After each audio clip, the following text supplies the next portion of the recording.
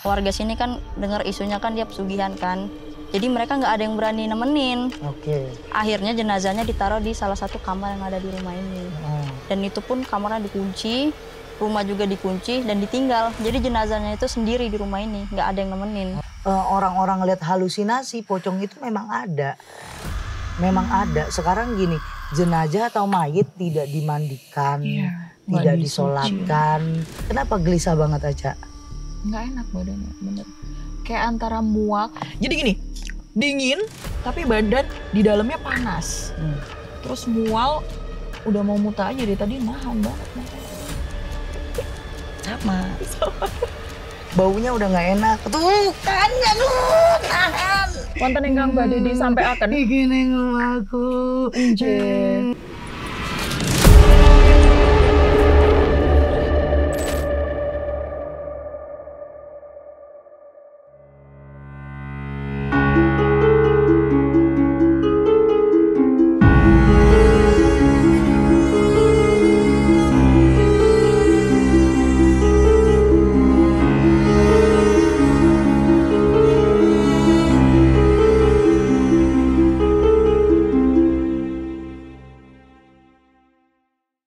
Assalamualaikum warahmatullahi wabarakatuh, sahabat mistis. Kumaha daramang? Alhamdulillah. Hari ini Ria Puspita Official dan tim sedang ada podcast di luar kota. Kita masih ada di sekitaran Jawa Tengah, khususnya Yogyakarta. Dan kali ini sekaligus penelusuran di mana lokasi yang terbengkalai di belakang saya ini akan kita kulik dengan para narasumber saya hari ini. Dan nanti penelusuran akan dibantu dengan biasa CS saya, Kang Nanda. Oke, buat sahabat mistis yang masih nanyain bagaimana cara menghubungi saya, ke tempat praktek bagaimana, terus rumah Teria prakteknya di mana, cara ngundang bagaimana, konsultasi sama Teria bagaimana, hubungi dua admin saya. Di bawah ini ada admin Ririn, ada admin Sasi, langsung di chat, langsung tanya konsultasi dan jadwalnya. Dan buat kalian yang mau jadi narasumber Ria Puspita Official, langsung hubungi admin Nanda. Kita gak usah lama-lama nih, karena aku belum tahu juga detailnya cerita tentang bagaimana rumah atau villa ini terbengkalai. Ini masih di sekitaran Jogja, terus tempatnya sih memang jauh dari hiruk pikuk, terus lalu lalang. Memang tempatnya ini definisi terpencil, terus seremnya itu momennya dapet karena kayaknya lebih dari 20 tahun. Tapi sebelum kita panjang kali lebar, kita sapa dulu untuk narasumbernya, kita kenalan dulu. Assalamualaikum. Waalaikumsalam. Boleh kenalin dulu, ini siapa namanya? Nama saya Cleon. Cleon, tinggal di mana Cleon? Di sekitar sini lah. Oh, warga lokal ya. Ini assalamualaikum Kak Aca. Waalaikumsalam Teteh. Boleh kenalin ke sahabat mistis? Iya, saya jauh-jauh dari Semarang, cuman datang ke sini karena di telepon, karena tahu juga Teteh ada di sini, jadi kita temu kangen juga. Oke, boleh dinotis kalau Cleon memang yang akan jadi narasumber untuk menceritakan bagaimana persis kejadian di rumah terbengkalai ini. Tapi kalau Aca salah satu pasien saya tadinya. Terus karena saya kebanyakan kalau sama pasien akhirnya jadi keluarga. Dan rumah Aca di Semarang itu salah satu rumah yang akan saya singgahi kalau saya lagi keluar kota, pasti mampir ke rumah Aca. Kita gak usah lama-lama, kita langsung tanya Leon aja. Cleon, sudah berapa lama rumah ini terbengkalai, dan sebelumnya ini rumah siapa dan bagaimana sih ceritanya Cleon? Kalau untuk berapa lamanya kurang paham ya Teh. Tapi kalau untuk ceritanya ya dari mulut ke mulut ya. Jadi rumah ini itu dulu dimiliki oleh sebuah pengusaha yang cukup gede. Nah diisukan itu dia tuh melakukan pesugihan sampai usahanya gede, dimana-mana banyak. Dan lambat laun usahanya itu turun. Nah dengar cerita juga itu turun karena mungkin ya dia nggak bisa ngasih apa yang diminta dari dia pesugihan itu. Akhirnya dia pindah ke Jakarta. Apa ya namanya? Dia transmigrasi. Iya, pindahlah gitu. Iya, dia berharap kalau dia pindah itu membaik. Iya. Memutus. Cuman dia pindah ternyata itu nggak membaik, tapi tetap lanjut. Bagaimana itu lanjutnya? Kayak anaknya, istrinya itu sakit satu persatu. Sakit sampai meninggal. Dan disusul juga oleh Pak Gandhi ini. Nah, karena di sana udah nggak ada siapa-siapa kan, akhirnya dia dibawa pulang lah ke kampung halamannya di rumah ini. Nah, dari Jakarta sampai di sini itu jenazahnya itu sampai jam 2 malam apa? Iya, jam 2 malam. Karena mungkin ya warga sini kan dengar isunya kan dia pesugihan kan. Taunya kalau orang pesugihan itu kan nggak tenang gitu. Jadi mereka nggak ada yang berani nemenin. Oke. Akhirnya jenazahnya ditaruh di salah satu kamar yang ada di rumah ini. Dan itu pun kamarnya dikunci, rumah juga dikunci dan ditinggal. Jadi jenazahnya itu sendiri di rumah ini, nggak ada yang nemenin.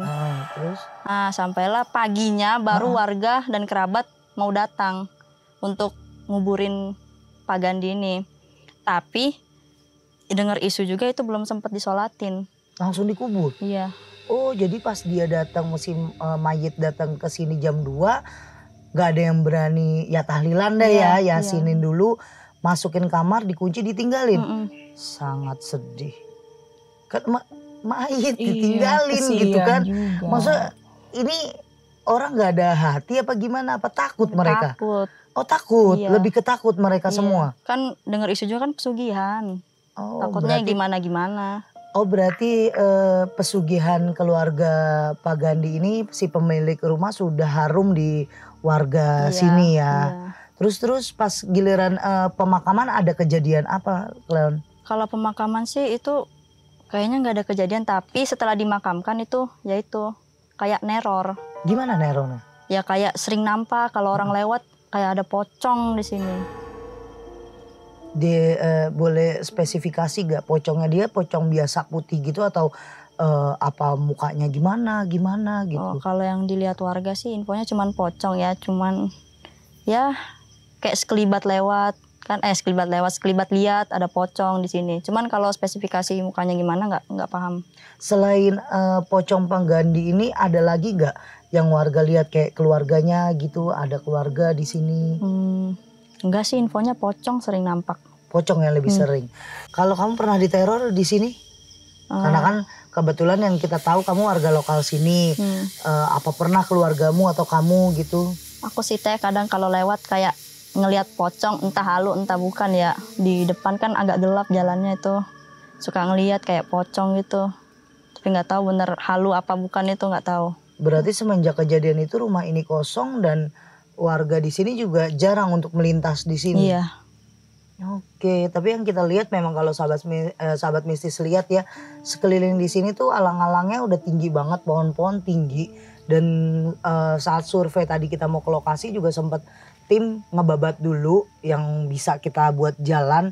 Karena benar-benar menutupi yang kayak di hutan gitu ya, tutup banget semuanya. Oke, di sini yang ngurusin siapa, Cleon? Kalau ada keluarganya nggak? Nggak ada sih teh. Jadi benar-benar pure udah. Kayaknya sih nggak ada, soalnya kan dari bentuknya juga udah gini teh. Ada yang mau minat beli?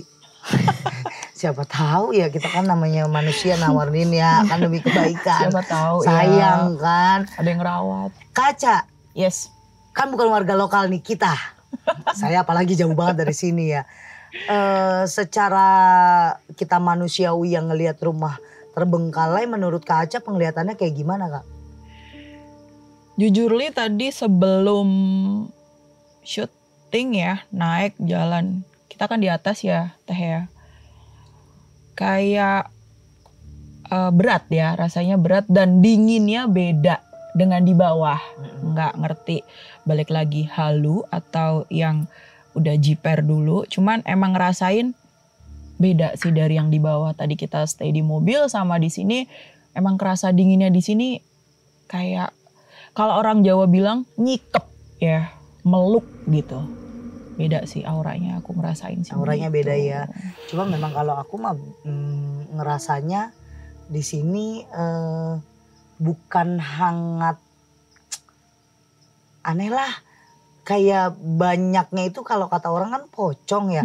Mungkin karena sudah belasan tahun atau puluhan tahun terbengkalai, jadinya banyak tamu di sini. Banyak yang datang. Banyak tamu datang dan balik beberapa waktu lalu kita juga udah pernah penelusuran di tempat-tempat orang pesugihan, yang bekas orang pesugihan, bekas penumbalan. Biasanya gini Kak Aca, Cleon, kalau di satu lokasi dia bekas penumbalan, bekas dia ada korban eksekusi, tapi khususnya untuk penumbalan. Itu nanti si peliharaan-peliharaan kan namanya tumbal kan kita ngasih sajen, ngasih makan, ngasih makanan ke mereka. Itu biasanya si peliharaan kita itu akan jauh lebih gede energinya saat ditinggalin sama si empunya. Nah, kalau banyak yang nanya kenapa teh kan ada dukunnya kok nggak pulang ke dukunnya? Oh, itu lain lagi. Ceritanya lain lagi. Kalau perjanjian itu memang dipelihara sampai mati, dia nggak bisa pulang. Dia akan pelihara terus. Tapi kalau dia ada perjanjian, kalau nanti kamu tidak melakukan A, kamu mati, terus nanti perjanjiannya itu dia akan kembali ke yang punya. Nanti akan digunakan sama dukun lagi untuk klien-klien dia selanjutnya, begitu terus. Nah kalau Kak Aca sendiri ada nggak di sini? Kan gini ya, sahabat misi aku kasih tahu juga Aca itu sensitif, sering nyurup juga, maksudnya sering kesurupan. Kalau dia rasa badan dia nggak enak, pasti dia hawanya nggak enak. Nah kalau Kak Aca sendiri ngelihat apa di sini nih? Di ini nih, dari tadi aku nggak berani ngelihat ke sana. Kananku ya? Iya, ke kanan itu kayak aku diliatin yang belum jelas sosoknya, cuman ngelihatnya gede banget. Semakin aku lihat dia semakin tinggi gitu. Dan kesini terus, makanya nggak berani kesana. Dan jujur ini udah dingin banget gitu. Kayak emang ngelihatnya kesini, nggak tahu itu apa. Tapi di sebelah sana sih teh. Udah gitu Kleon, sebelah sana itu bukan rumah tapi kayak kebun ya Kleon ya? Iya. Iya, kebun ya. Di sebelah sana, di belakang sana, pinggir sana kebun juga. Kayaknya kayak ada taman gitu dah teh. Oke, berarti dia di tengah-tengah gitu ya posisi rumahnya. Soalnya yang aku lihat sahabat mistis ini kayak satu ya, nih tempat kan namanya gelap gulita, terus nggak ada yang nunggu, tiba-tiba ada cahaya. Jadi mereka kayak ngerasa keundang, kayak kalian datang ke satu RT atau wilayah yang ada bazarnya, apa namanya, pasar malam, terang Nonton nih lah apa dia. nih datang. Cuma aku, Kang Nanda itu punya energi yang agak buruk buat mereka. Mereka itu kayak pasang kuda-kuda. Karena kita punya energi yang memang mau menarik mereka untuk ditanyakan, diinterogasi. Ada apa sih informasi di dalam. Terus seputar sini kalau yang aku udah ngulik dari kita lihat lokasi. Jadi aku minta tolong ke Leon, kirimin ke timku untuk video. Ngirimin video biar kita ke lokasi, saya tahu gitu ya Kak Aca, tahu lokasinya bagaimana. Ngulik itu saya kan gak pernah yang namanya brief sama anak ya tim kru gitu. Saya jarang yang brief nanti begini ya lokasi gini, enggak. Saya udah lihat ya udah nanti malam datang gitu. Saya maunya surprise. Nah saat iseng ngelihat kok di sini banyak banget, bukan lagi orang-orang ngelihat halusinasi, pocong itu memang ada.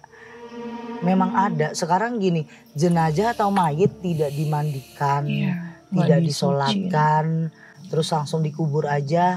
Ada kuasa yang kita nggak tahu, Tuhan kirim itu atau Tuhan kasih lihat itu jadi seperti tidak diterima di bumi. Nah ada satu peliharaan yang sungguh besar energinya. Kalau dibilang kalau orang sekte biasanya kan pakai kayak Baphomet gitu-gitu.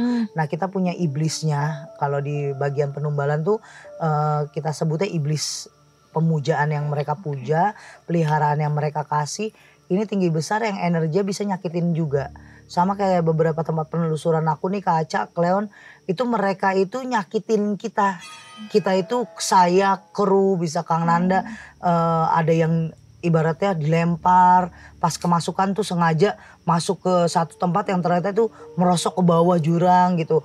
Terus mereka-mereka ini berkamuflase seperti layaknya pocong, padahal nanti pas masuk ke badan kita bukan pocong. Dan di sini ada dua jenis pocong. Yang satu memang yang saya lihat Gandhi yang diikat. Jadi ada satu pocong itu saya nggak tahu almarhum Pak Gandhi atau bukan.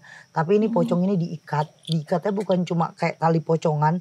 Jadi dia sekujur badannya itu kayak diikat lilitan. Tapi kainnya itu atau yang pelilitnya dia itu penuh darah semuanya. Sampai ke nih deket hidungnya dia. Jadi antara kapas dengan si tali itu tuh cuma beda segini doang. Dan itu isinya darah semua. Jadi kayak kalian naruh kain, celupin ke darah, terus diiketin ke pocong. Nah yang satu itu kayak mukanya bukan hancur, lebih ke hitam, tapi ada berasap gitu, kayak ada asapnya. Nah ini baunya udah mulai. Saya paling nggak suka kalau ngelihat pocong itu dari baunya. Saya memang paling takut kan ngelihat pocong langsung ya. Live-nya pocong kan memang nanti kematian manusia itu khususnya orang muslim dipocongkan, dikafanin ya. Ini sama matanya dia besar merah. Terus ada satu titik nggak fokusnya saya, ada 3 anak kecil. Ada 3 anak kecil, semuanya dalam keadaan keikat, ada tapinya. Mereka punya tanda yang sama dan mereka ngebusuk dari leher sampai ke perut. Ngebusuk itu ngegeroak gitu, kayak ada belekan di badannya dia. Dan itu semua sama karena kelilit. Jadi karena dililit itu tali-tali itu, jadi perutnya nggak geroak kebuka gitu. Lebih oke bagi saya. Karena daripada dia ngeliatin isi perutnya. Kalau kalian sendiri pernah nggak kamu di posisi lewat sini tapi melihat anak kecil rame? Enggak sih. Oke. Nah kalau untuk posisi pocong nih buat Kaca sama Cleon. Mohon maaf sahabat Mistis nih, narasumber saya kayaknya udah kehabisan berita ini, udah dia begitu aja udah. Kalian ada berita lagi nggak? Jadi kayaknya saya di sini emang suruh kerja, suruh mikirin, nyari tahu beritanya kayak gimana. Nggak apa-apa Kak Cleon, karena kan kita narasumber itu nggak semuanya tahu untuk kedalamannya, namanya rumah orang ya kan. Dia juga masih umurnya muda juga jadi terbatas. Nggak tahu yang dulu-dulunya kayak gimana, cerita warga sekitar mau ditanyain, warganya aja udah nggak mau tahu dengan keadaan rumah yang terbengkalai ini. Nah kalau untuk posisi si pocong hitam itu ada di, sebenarnya posisi dia itu ada di kiri saya. Di kiri tapi posisinya di sana. Tapi pas awal saya masuk dia posisinya di depan pintu kayak welcome, ngerti nggak? Untung nggak welcome dream ya. Iya. Dia kayak selamat datang. Ya. Cuma nunjukinnya itu yang kelihatan banget si matanya itu dengan, kan kalau mata dia merah nih asapnya itu kayak ada lampu. Di sini asapnya kelihatan. Kalau kenapa saya bilang ada anak kecil, saya selalu setiap megang sesuatu barang, kayak tadi saya megang gerbang itu tiba-tiba anak kecil itu muncul kayak ngasih tahu kakinya, di notice kakinya dia cuma sampai sini, jadi dia masih bisa jalan tapi pelan, ngerti nggak? Yang jalan icik-icik gitu, nggak yang jalan cepet gitu, nggak yang kayak pocong juga dia. Nah itu jalannya dia kayak setengah melayang, tahu nggak? Terus dia nunjuk rumah, nunjuk ini pintu, kayak itu rumah saya gitu. Nah, kalau pocong itu sebenarnya nggak keliling ya, Kaleon sama Aca, dia nggak keliling, dia nggak yang nakutin warga buat ketok-ketok rumah, enggak. Kalau yang saya tahu malah yang suka keliling itu ya Si Pak Gandhi itu, Pak Gandhi. Pocong yang asli dari sini, karena niatnya dia itu bukan neror karena gimana-gimana, dia nerornya kenapa gue nggak disolatin, kenapa gue nggak disempurnain, langsung dikubur aja. Itu yang namanya korin, kita nggak ada yang tahu niatnya dia apa. Tapi yang malah ngeganggu warga itu yang hitam, yang suka ngeliatin. Cuma pocong yang hitam itu kalau ada orang yang masuk sini, dia yang mencelakai karena dia posisinya ada di depan. Oke, untuk Kak Aca nih, dari tadi saya ngomong mulu ya, kita tanya ke Kak Aca. Kak Aca, kalau pengalaman mistis kan pasti punya, namanya sudah menghubungi saya pasti pengalamannya mistis. Boleh diceritain nggak ke sahabat mistis, apa sih pengalaman pribadi Kak Aca soal hal mistis horor itu kayak gimana? Sedikit flashback itu berat sebenarnya ya Teh ya. Karena perjalanan saya harus sampai pindah rumah dan akhirnya mengenal Teteh itu sangat panjang. Berawal saya sudah ada rumah. Dari sebelum menikah, sebelum akad itu saya ada make up di rumah papa. Dan itu semua kru make up itu ngelihat suami saya ada 2 gitu. Hanya perbedaannya yang mereka lihat berjalan di depan mereka tanpa menyapa itu ada jambang. Jambang tahu ya, brewok gitu ya. Padahal suami saya enggak. Dan keduanya dia enggak mau nyapa sama sekali. Oke, kita enggak peduliin lah saat itu karena kita udah konsen untuk resepsi malamnya. Setelah itu resepsi berjalan sedikit aneh buat saya. Sampai MUA-nya pun juga bingung. Ini AC di atas pelaminan itu 4. Standing AC itu ada 4, itu ngadep ke kita semua. Dan itu keringat saya itu bercucuran. Yang lainnya itu aman, sampai suami saya, almarhum papa saya itu nanya, ini AC udah ini, tapi saya gerah, saya keringetan semua. Oke, saya pikir udahlah sampai di situ, sampai saya hamil anak pertama, mulai 4 bulan. Kalau di Jawa ada mapati ya, nah, mau 4 bulanan lah ya. Itu udah mulai gangguan di atas atap, ada kayak pasir disebar, terus pintu diketok-ketok.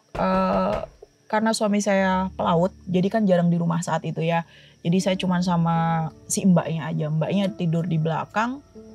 Dia emang gak ngerasain apa-apa, cuman saya ketika mau 7 bulan itu pun juga banyak gangguan. Sampai di mana kita panggil lah orang pinter lah, papa saya takut lah. Tapi itu gak berkurang nih, gak berkurang sampai saya ngelahirin.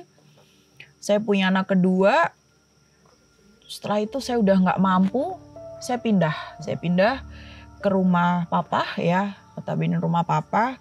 Di situ semakin kuat. Karena rumah papa ini kosong dari 2021 sampai kita tempatin 2024-25 lah ya. Di situ gangguannya tambah hebat. Yang akhirnya saya sampai harus manggil teteh karena ada waktu dimana saya nggak bisa jalan gitu. Saya udah kemana-mana nih, udah mulai dari teman terdekat. Teman menyarankan, coba dong Cak kesini ke situ. Buat berdiri aja cuma 5 menit gak kuat nih. Nyiram tanaman, berdiri kayak orang kayak gak punya daya. Iya, lumpuh gitu ya, langsung lemes gitu kan. Iseng nih. Dan jalan buat ketemu teteh itu susah banget gitu kan. Banyak rintangan, kita udah cerita. Alhamdulillahnya nggak sampai ketipu, gitu kan. Aca salah satu bukan korban, Aca itu salah satu orang yang menghubungi dulu mantan manajer saya atau asisten saya Om Vicky, nggak digubris, sekalinya digubris cuma nego harga dan Aca ngelihat banyak banget kejanggalan kayak nomor rekening bukan saya, harus ke dia begini gini. Pinternya Aca menunggu momen untuk telepon saya. Ya Mungkin Allah udah ngatur ya Teh ya. Jadi suatu saat saya DM, saya caps lock semua, Teteh masih inget ya. Tiba-tiba Teteh voice note, saya minta nomor Karirin waktu itu, dikasih dan kita bisa teleponan. Teteh tahulah saya nangis-nangis karena perjalanan saya gak mau suudon. Cuman saya bilang saya dikasih sayang lebih sama Allah gitu kan. Saya dibuat gak bisa jalan, saya dibuat gak bisa aktivitas apapun, keluarga saya hampir cerai, saya bilang hampir cerai karena kenapa? Karena rumah kita panas banget. Anak saya, suami itu panas banget. Sering berantem, cekcok yang kalau dibilang itu hal sepele. Tapi kita bisa sampai, ya udahlah kita cerai-cerai aja. Tapi kita masih diingetin gitu. Dan dipertemukan sama Teteh tahu sendiri. Dan pertama Teteh ke rumah kan, yang nempatin sini siapa sih sebelumnya gitu kan ya. Memang setelah papa meninggal memang ada yang menempatin. Saya gak mau suudon. Cuman setelah Teteh obatin, alhamdulillah rumah aman. Saya sembuh dan semakin peka. Itu harus. Semakin peka dan ya alhamdulillah kayak ngerasa ada yang lebih ngejaga sih.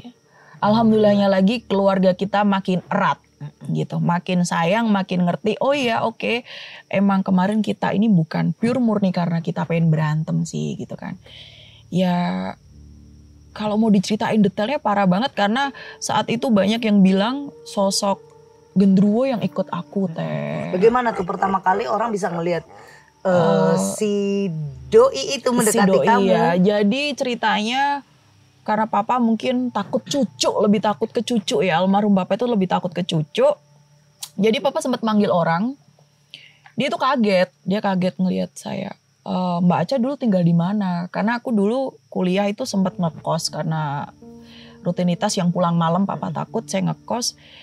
Kenapa? Ini ada yang ngikutin gede gitu. Setelah kita runtut, ternyata dia yang, saya gak ngerti juga ya. Itu katanya yang menjadi suami saya, menjadi Mas Erwin itu menjadi 2, memanipulasi kita semua, itu menjelma menjadi suami saya. Hanya saja dia nggak bisa kok nyentuh Mbak Aca gitu, karena ada sosok katanya yang menjaga aku gitu kan. Ya siapapun itu atau apa ya, aku percaya Allah lah menjaga aku. Itu dan sempat kita mediumisasi, Teh. Dia masuk, dia nggak mau keluar, dia nggak mau dilepas dari aku karena dia senang dan memang tujuan dia ingin menceraikan aku dengan suami aku gitu. Jadi sebelum tugas dia selesai, ya gue bakal ngikutin lu terus gitu. Jadi memang dia suka dengan badan kamu ya. Iya. Terus gimana cara Kak Aca bisa bedain waktu ngejelema jadi Mas Erwin? Alhamdulillahnya aku nih termasuk orang yang kepo buat hal-hal seperti itu. Jadi aku selalu cari tahu hal-hal yang mungkin bisa memancing kedatangan dia. Seperti baju nggak boleh digantung gitu kan. Terus pokoknya apapun tentang suami disingkirin dulu lah gitu. Jadi selalu itu yang aku pakai. Alhamdulillahnya nggak pernah dan kembali lagi katanya sih ada yang ngejaga itu. Jadi dia cuman bisa ngeliatin aku dari luar. Cuman ngikutin gitu. Aku kerasa banget sih Teh. Cuman setelah pembersihan dari Teteh itu lepas semua. Alhamdulillahnya sih. Rumah juga adem. Tadinya banyak sih ya Teh yang ngelihat ini kok berani sih gitu. Bahkan lingkungan sekitar pun nih Teh, rumah yang tempatin aku sekarang nih sering banget nih ada cerita pengamen gitu kan, pengamen sore-sore dateng.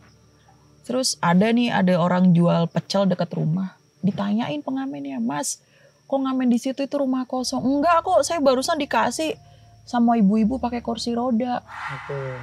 Itu kan saya udah di situ. "Hah, masa sih?" saya gitu. "Iya, terus ada kok sering nyapu gitu." Siapa ibu-ibu di kursi roda? Aku nggak ngerti, cuman terakhir memang almarhumah mama sebelum meninggal itu beliau pakai kursi roda. Aku notice tuh, aku merinding kalau inget Aca. Beberapa bulan yang lalu, berapa ya Kak Ririn, kita bulan Februari ya Kak ya. Bulan Februari itu aku ada ke tempat pasien dari Surabaya ke Malang, terus pulangnya itu mampir ke tempat Aca. Itu bukan kru kru YouTube, tapi ya kayak ada Ai, suamiku, keluargaku, ada aku bawa Cila. Nah, momen di mana nginap di rumah Aca yang ini udah notabene Teteh beresin gitu ya kan. Yang di atas itu kamar Aca itu laki-laki semuanya. Yang di bawah aku di tempat kamar kakak, anak Kak Aca yang pertama. Terus mamahku, Mbak sama Kakak Ririn, terus sama Cila di kamar Amoy. Di kamar anak Kak Aca yang bontot. Mama ngomong kayak gini, itu siapa ya? Di kamar Aca mama mau beresin baju tapi kok ada ibu-ibu. Loh, ibu-ibu siapa aku gituin kan. Ada ibu-ibu beruban, terus nengok ke mama senyum kayak gitu. Terus ya udah mama di kamar mandi diem aja karena mau masuk ke dalam kan. Terus diem, tapi kok kagak ada yang keluar-keluar dari itu kamar. Ternyata Mbak ada di kamar. Mbak mau ke kamar mandi keluar, ngapain mah di pintu aja. Terus mama yang nggak ngomong banyak, seri-seri udah seri temenin gue, ya, udah sekali. Yang kedua, mama tidur, Mbak Sri tidur, dan mereka berdua ngeliat itu ibu-ibu itu lagi duduk di meja riasnya Amoy, lagi ngeliatin mereka tidur. Terus gitu, bisa pulangnya cepet nggak? Nah, jadi mama saya takutan. Nah kalau aku di kamar kakak enggak. Tapi ngelihat bapak-bapak jalannya biasa kayak lagi di rumahnya gimana sih, jalan. Terus pas aku keluar kamar mandi, dia cuma ngomong, "Terima kasih Ando." Udah. Itu pengalaman di tempat Aca. Wabillahi taufiq wal hidayah. Bener-bener itu rumah ya, itu udah dibersihin. Karena memang gini, kalau keluarga Aca udah tahu, papa itu almarhum papa ya orang Jawa pada umumnya yang menyukai dengan ritual kejawen, terus Muri-uri budaya. Semua kegiatan yang berbau tradisional Jawa itu masih dipakai sama almarhum Papa Aca.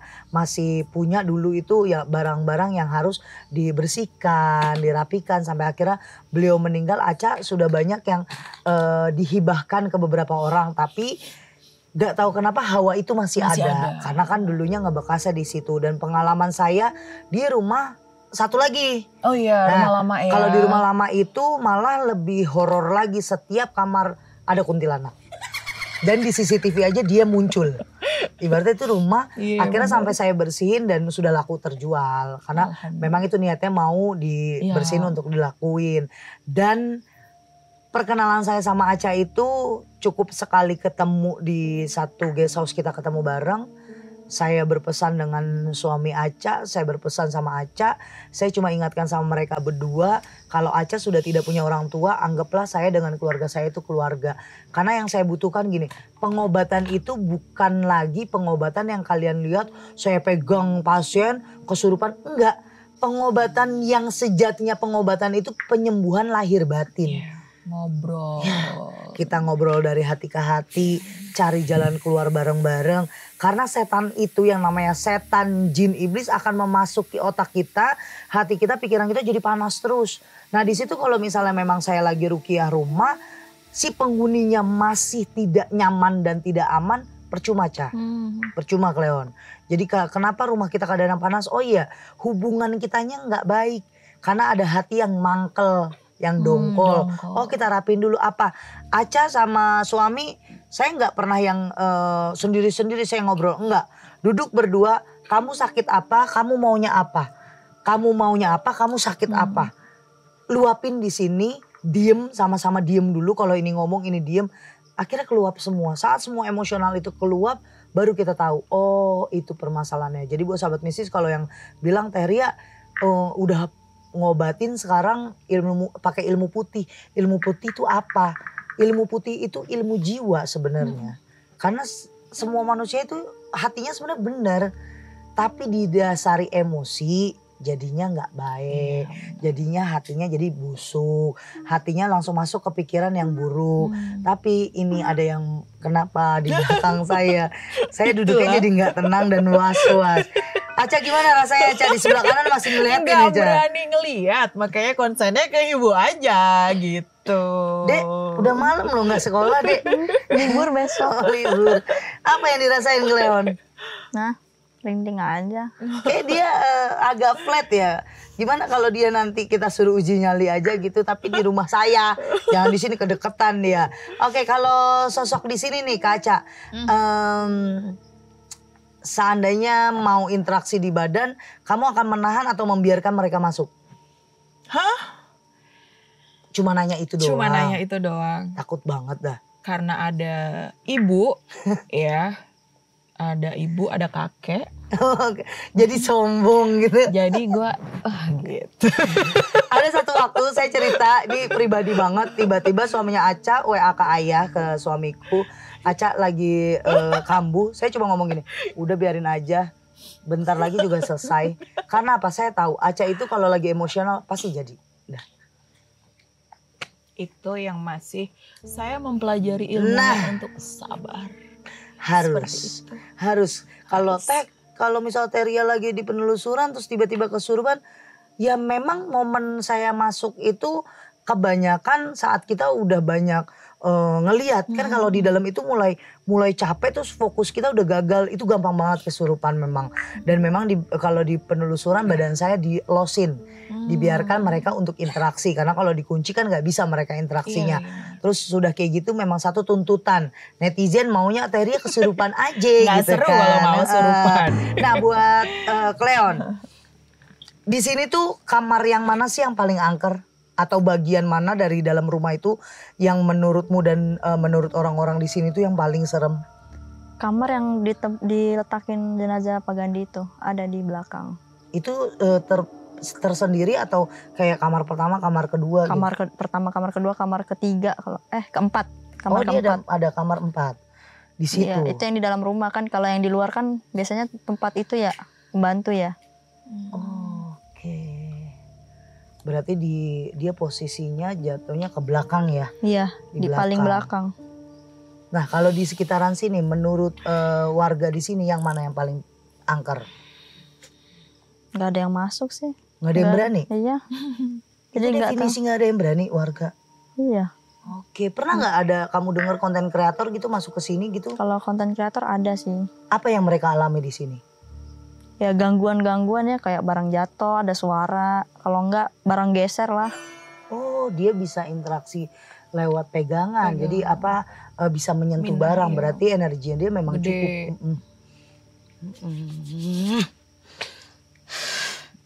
Udah mau mutah-mutah mulu dari tadi. Mual kamu ya? Mual, iya. Kalau saya bau ini sudah mulai hilang. Apa namanya? Pendekatan. Jadi dia kayak mulai mendekat. Bukan badannya dia, energinya dia mau narik. Nah, narik kita untuk bangun. Kayak saya bangun, terus saya kesana lah, gitu ya, iya. kesana. Karena ini kan ngebelakangin banget. Cuma saya nggak tahu di situ ada apa, ada apa. Aman atau enggaknya nggak tahu. Cuma emang nggak enak banget badannya. Kenapa gelisah banget Aca? Nggak enak badannya, bener. Kayak antara muak. Jadi gini, dingin tapi badan di dalamnya panas. Terus mual, udah mau muntah aja dari tadi nahan banget makanya. Sama. Saya coba untuk mengimbangi badan karena dari tadi saya mau ngomong kan harus ada perbincangan dulu ya, namanya podcast ya sahabat mistis ya. Aduh. Kalau penelusuran mas saya biarin aja dia masuk aja nih. Ini karena baru awal-awal saya ya biar dibilang keren aja dulu. Nah, padahal udah nggak kuat gitu. Ini hawa di sini itu sebenarnya nggak yang kayak rumah biasanya saya datang, rumah angker yang biasanya saya datengin itu pasti udah langsung pengap dan lain-lain. Di luar ini hawanya dingin, mungkin nggak tahu udara atau apa, tapi ada bau menusuk yang nggak enak banget di hidung saya. Dibilang amis ya iya, anyir ya iya, bau darah ya, jadi campur-campur semuanya gimana gitu, nggak enak gitu.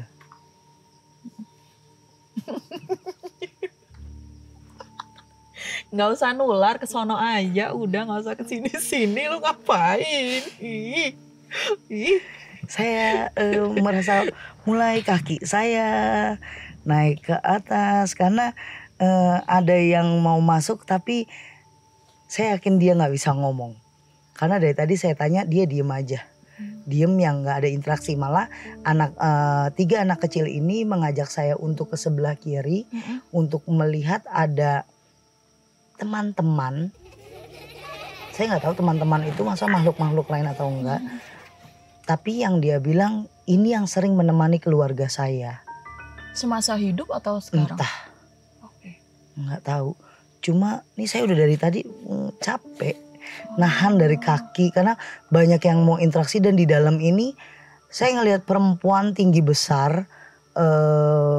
Kalau dibilang kuntilanak itu kan warna putih. Ini kayak kuntilanak merah. Oh. Tapi posisi dia itu sebenarnya aslinya nggak ada di sini. Dia dari belakang, dari sana terus masuk. Tamu. Saya udah mau loncat rasanya. Tuhan, saya nggak mau ini kalau yang masuk pocong yang lain dong. Ayo kalau mau masuk nggak apa-apa interaksi. Baunya udah nggak enak. Tuh kan, tahan, diam. Nggak mau masuk dia, nggak mau milih. Iya. Awas.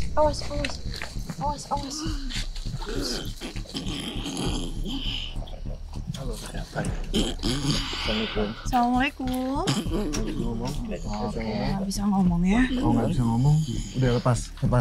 Yuk, keluar yuk. Kita di sini cuma ingin. Cuman pengen tahu, kita aja, pengen tahu. Ya, ya lepas. Mau Ya. nunjukin sesuatu? Nanti kalau mau nunjukin sesuatu Nanti ya. nanti ya. Keluar dulu ya. Ayo, lepas ya.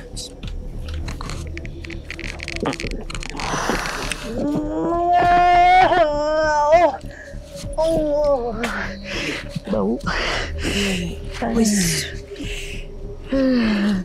Udah nahan, jangan masuk. Iya. Ya.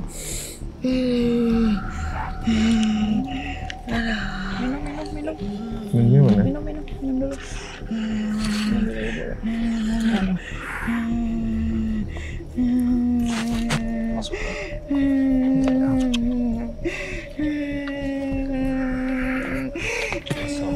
Ya, Assalamualaikum. Ini siapa yang masuk? Mau komunikasi nggak? Mau? Nggak mau? Sinten niki? Assalamualaikum. Sinten niki? Waalaikumsalam. Kamu Saged siapa? cerios kalau dalam. Panjenengan sinten? Arya. Sinten? Arya. Arya. Panjenengan ingkang dateng mriki? Nggih. Wonten ingkang badhe disampaikan? Iki ning omahku. Nggih. Panjenengan ingkang tinggal dateng mriki? Pundi? Panjenengan? Pas. Mana minumnya tadi mana? Tunggu. Kaki aman, Bu. Aduh. Allah. Oke.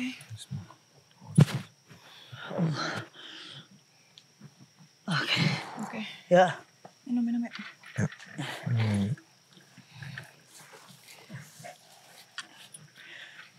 Wah, Wow. Aman tuh? Aman? aman cuma abis pocong itu kaki saya kayak Iya. kemarin ndredeg apa ya? Kang Nanda. Siap teh. Aduh, aku udah coba nolak Kang. Iya, Udah iya. coba nolak. Maksudnya Iya. saat dia di kaki, biar dia nggak jadi masuk. Betul, Baunya Kang, Baunya astagfirullah. Baunya emang nyengat banget. Namanya sosok pocong ya. Emang dia itu penuh, mukanya itu bukan kayak pocong pada umumnya, yang dimana pocong itu mukanya hitam aja, itu enggak. Tapi ini mukanya ini kulitnya itu ngelupas semuanya.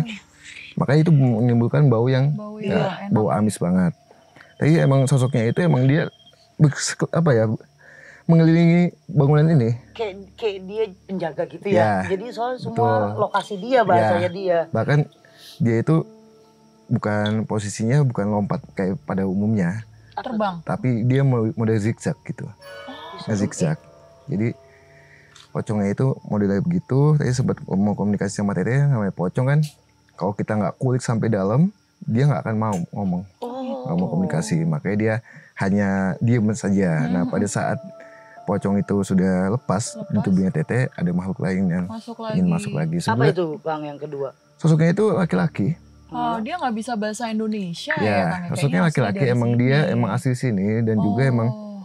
dia sempat ada suatu kejadian. Cuma dia kejadian itu nggak sampai dibunuh, nggak sampai dibunuh, hanya disakiti pelan-pelan, Disiksa. siksa pelan-pelan sampai endingnya itu tewas. Gitu. Makanya tadi pada saat masuk ke tubuhnya Teteh itu, saya melihat sosoknya itu emang penuh dengan besetan, sayatan, semua tubuhnya itu, dan juga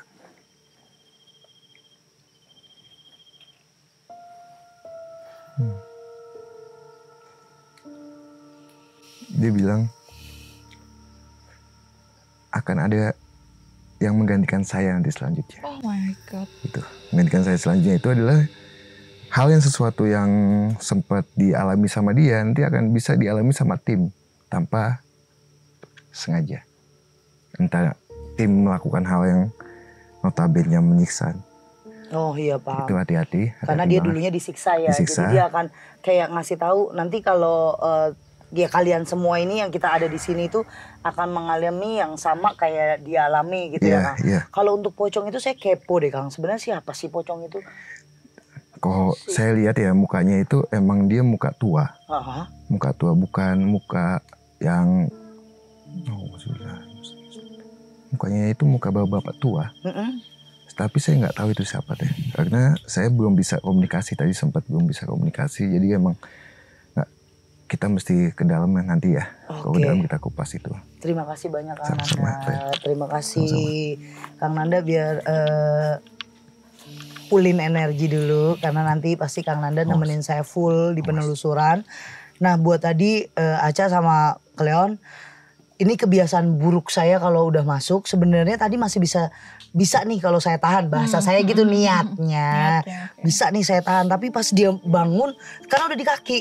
Kayak Masuk setengah dulu nih. bayangin kayak kita duduk terus disuruh sama orang berdiri, tapi kita mau nolak kan. Saya coba buat nggak mau masuk, nggak mau masuk. Saat kakinya dia udah full di kaki saya gitu, kayak badan dia udah mulai masuk, saat jelepnya itu udah.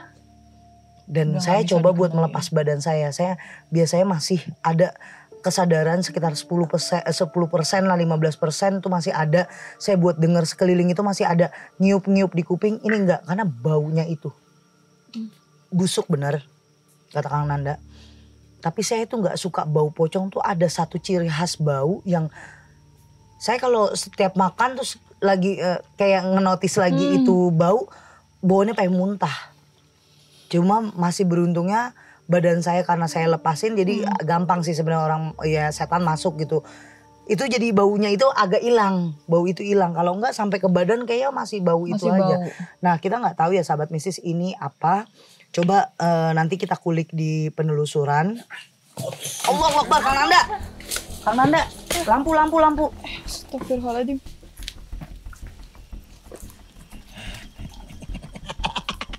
Kang Nanda nih, boleh digeret gak ke sini? Assalamualaikum. Oh, tidak mau mengucap salam. Kamu siapa di sini? Situ dulu deh. Kamu dingin banget, Kak. Oh, kamu yang biasa di sini. Siapa nama kamu? Kamu tidak mau menyebutkan nama kamu? Lempar aja, Kang. Apa bentuk kamu kah? Pocong? Genderuwo? Apa? Apa? Kamu jaluk apa?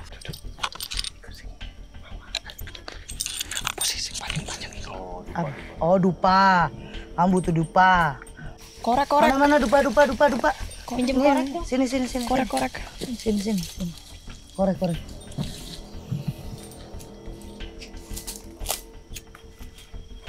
Oh, shh.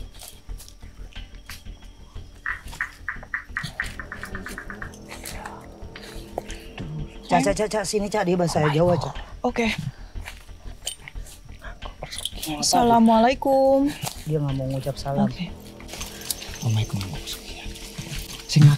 Sing akeh. Njaluk piro? Pitu. Piro? Pitu. Pitu. Ya. Tujuh. Neng dia awakmu manggon. Oh, di sono. Oh, neng kono. Jenengmu Satu lagi.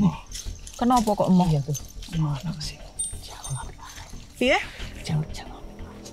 Ono sing? Jalo. Njaluk. Iya. Njaluk apa? Apa sih? Apa? Jenenge apa iku? Apa? Dupo. Dupo. Apa? Dupo. Apa nang kangkang mbok iku? Apa? Oke. Kangkang apa pe? Ki pitu. Ya. Deleh ndi? Anteng. Oh, tenang. Wes, anteng kan iki. Bajunya Iki was-was. penjaluanmu ya. Iki penjaluanmu pitu. Kamu kenapa ngeliatin bapak saya? Kenapa? Tenang. Hah? Iya. Tenang ya. Yo apik-apik Yo, wae, udah, sing kasih apik. Ca, kasih Sing Ca. apik-apik wae yo. Kasih Cak. Heeh. Udah biarin Cak. Oke.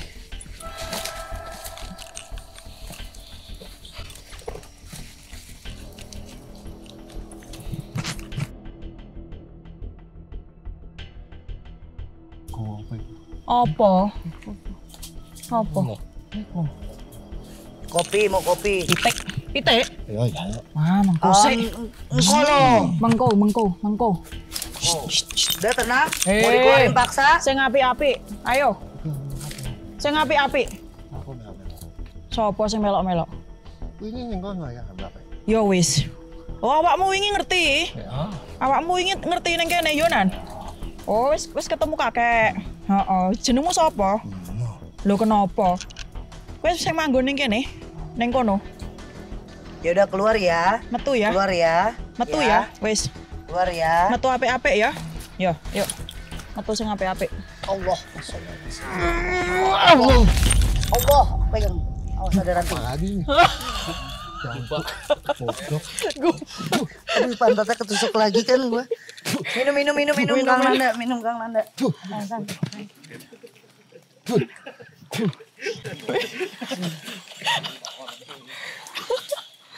Apa rasa? Tolong di-spill dong rasanya. Kang Nanda mana Kang Nanda? Sini Kang.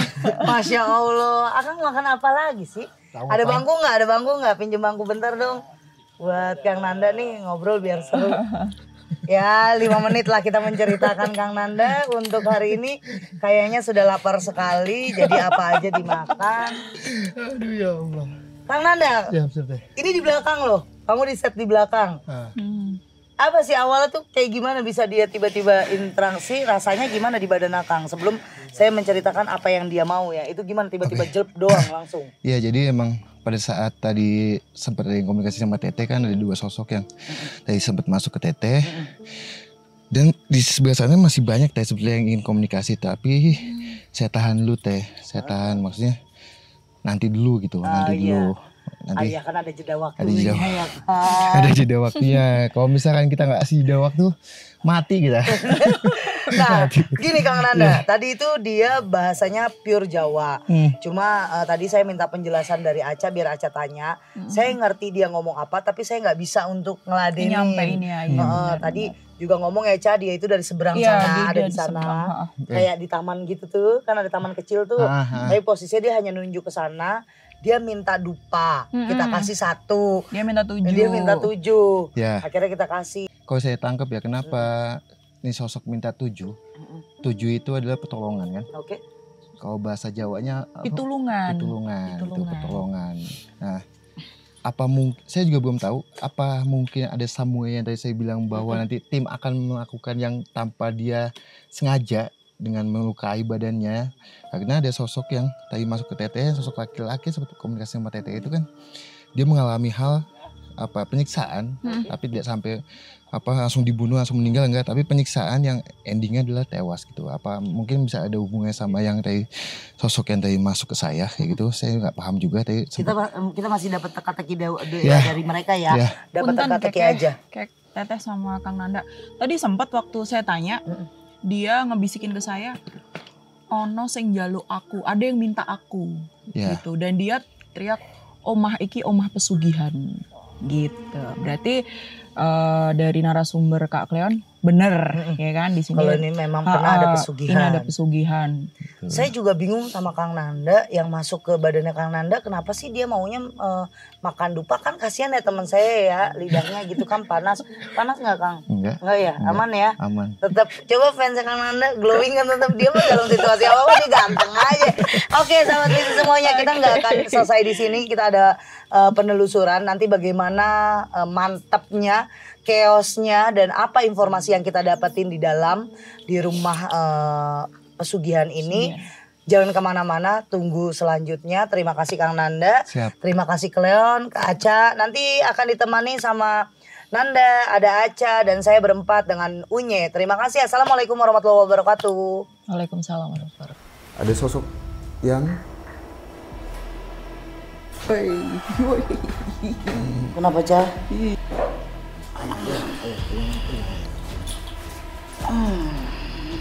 salam. Kamu siapa? Saya menunjukkan sesuatu. Apa?